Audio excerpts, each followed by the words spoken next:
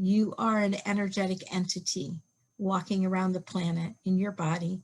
You're the one that's inspiring whatever creation is occurring.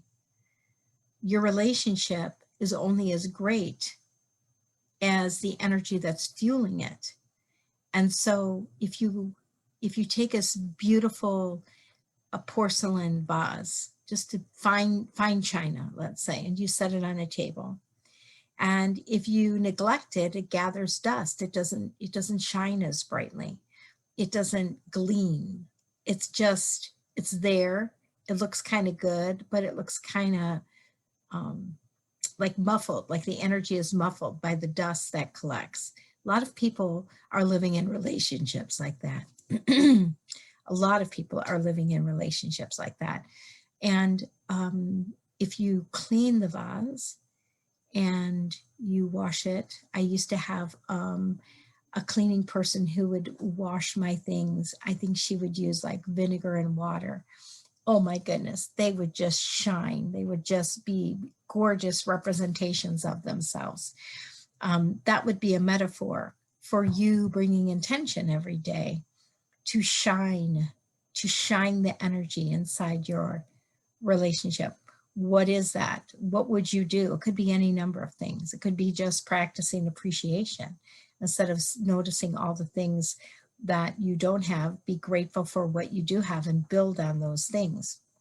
But going back to the metaphor of the vase, the relationship being, let's say, like, let's put this vase on the table. If you knock it over, you could chip it. Same thing with the relationship. If you energetically kick your relationship with arguing or doing things purposely that causes friction, that you know causes friction, it's like knocking this beautiful porcelain representation of the relationship. It's like knocking it around. You could chip it, you could crack it. Yeah, you could create cracks. You know, once those chips and those cracks are in that vase, they don't go away. They're there. They are there. And then you have to learn how to continue to shine it, or to create a shine, or to somehow heal the crack, even though the crack is always there. So don't create cracks. I had to learn that. I had to learn not to create cracks. I had a tendency to push in a relationship. And then the pendulum swung the complete opposite way. And then I just became, I thought, well, I'm not good at relationships. So then I became this docile, muffled version of myself. And it was like a living death over time, because I wasn't alive. I wasn't vibrant. I wasn't creating. When I did a lot of work coming out of that particular relationship, which opened the door to this passion that I have for understanding relationships.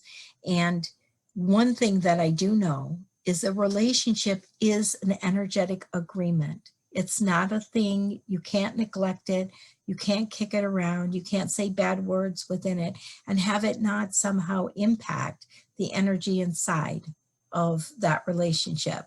And so if you're seeking to move from a good relationship to a great relationship, heck, if you're seeking to move from a fair or a poor relationship to a good relationship, the same rules would apply.